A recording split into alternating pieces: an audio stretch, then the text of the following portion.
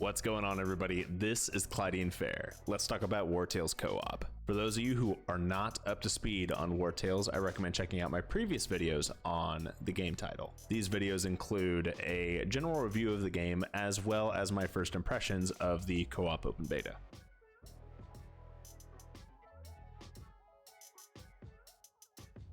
Today, we're going to be talking about what's new with co-op. It's been a couple of weeks since the initial launch of the co-op open beta, so needless to say, a lot has changed. That being said, it still requires a password in order to join the beta test. This can be acquired in their Discord, linked in the description. Okay, we're going to be skipping a large majority of the basic information in this video, since I've already covered it previously in both my Wartales review as well as my first impressions of the co-op open beta. So now we're going to be focusing on what is new and improved in the current state of the co-op open beta. Now listen closely. Before we get started on the rest of the content of this video, we are going to be giving away a free copy of Wartales. To enter this drawing, simply be subscribed to the channel and leave a comment on this video. We will be doing the initial drawing 1 week from the recording of this video, so on the 14th of December of 2022, we will be doing the comment giveaway drawing. We are also going to be giving away another free key to Wartales in our Christmas Day live stream. Details of the live stream and this giveaway will also be in the video description. Now that I've got the excitement covered,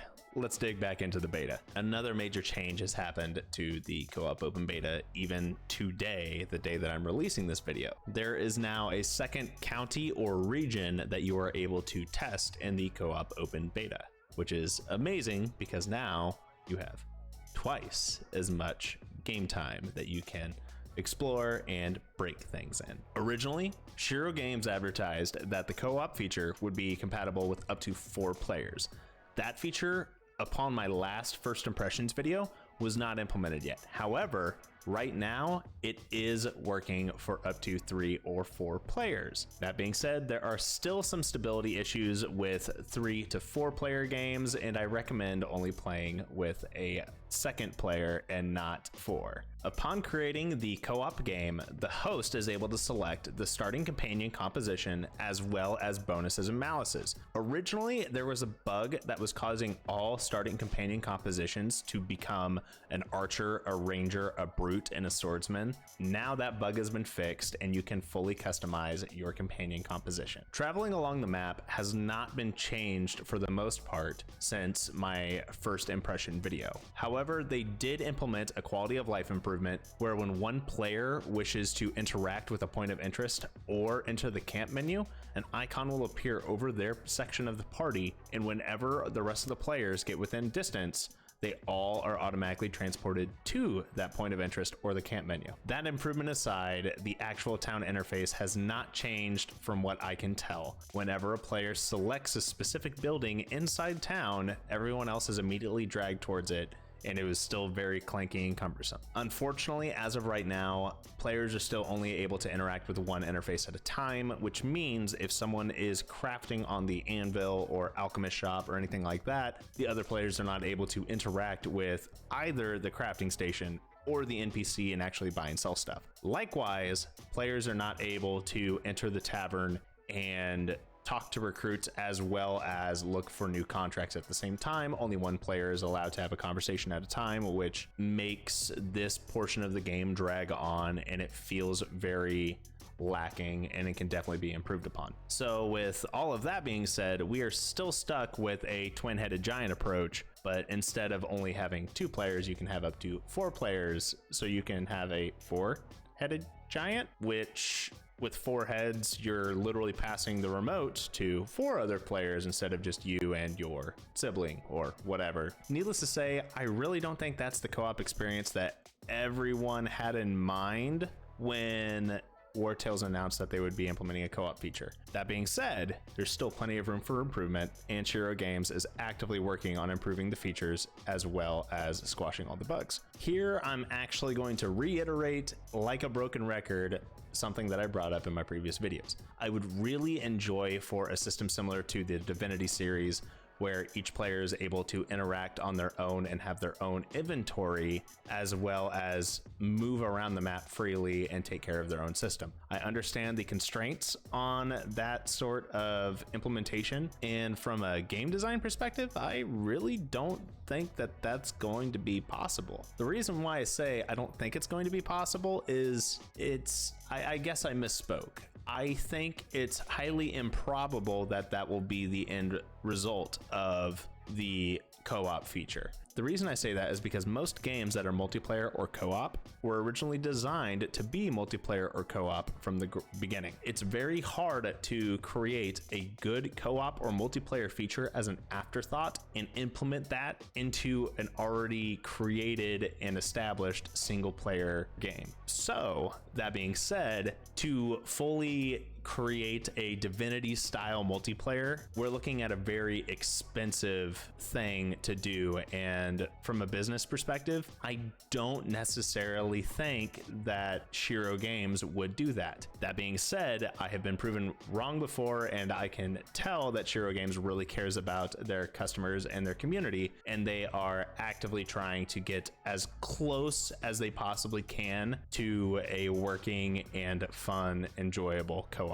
feature. All these feature changes aside, I still have a ton of fun playing Wartales Co-op. I really haven't had this much fun playing a simple co-op strategy RPG game since I've played the Divinity series, so they're definitely going in the right direction. I just have my own wishes, and I understand that they will probably not be met, but it's still good as it is right now.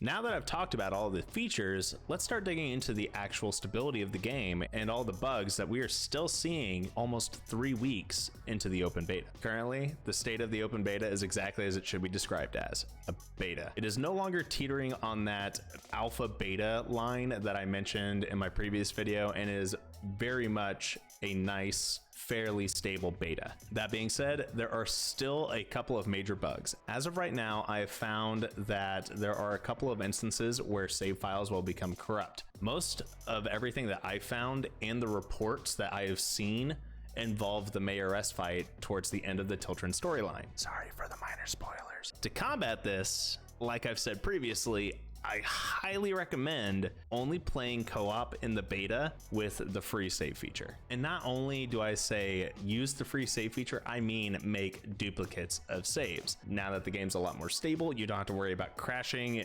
entering and exiting a town, or entering and exiting a battle. That being said, you still want to have 2 or 3 running saves of the game so you are able to go to a backup in case one of them gets corrupted. And if it does get corrupted and it messes up all your previous ones, we got a bigger problem. That being said, it's better to be safe than sorry. Thankfully, Shiro Games has managed to patch most of the connectivity issues, so I have not ran into personally any issues upon matchmaking or loading up into a lobby. That being said, upon playing with 3 or 4 players, I have noticed that the game starts to act a little bit jankier, and I did have to restart the game multiple times from a save every time I would sleep in the camp menu. However, a fun workaround to that issue was simply sleeping in an inn. Now that we've addressed most of the smaller bugs, there's still one major game-breaking bug that hasn't quite been tackled yet, and that is a fog of war bug. Currently, from what I've seen, whenever the group of players enters into a map that has a fog of war or just fog environmental effect,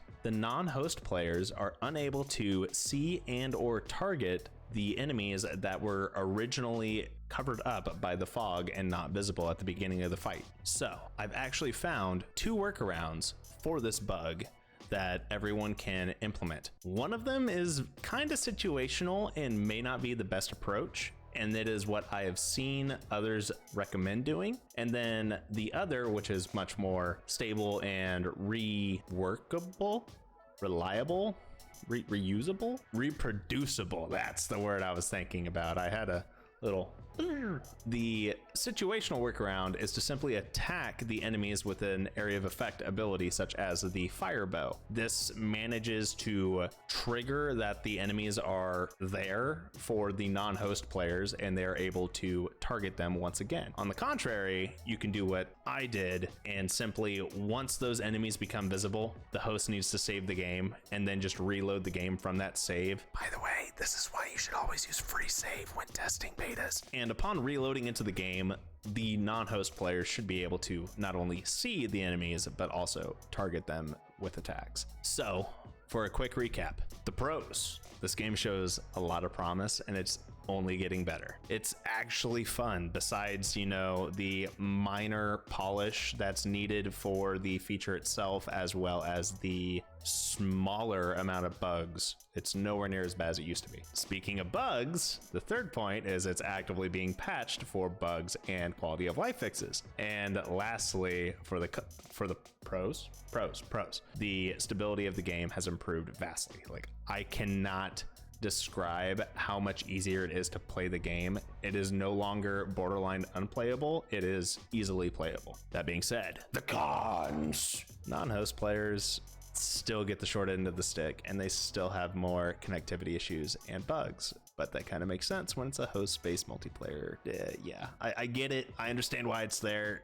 It's still got to be a con though. I'm sorry, but that's it, guys. I'd like to thank you all for sticking around for the video. And if you enjoyed this content and would like to see more review videos on new feature implementations such as this, like the video, drop a comment, do that thing, and maybe I'll stop whispering. Until next time, have a good one.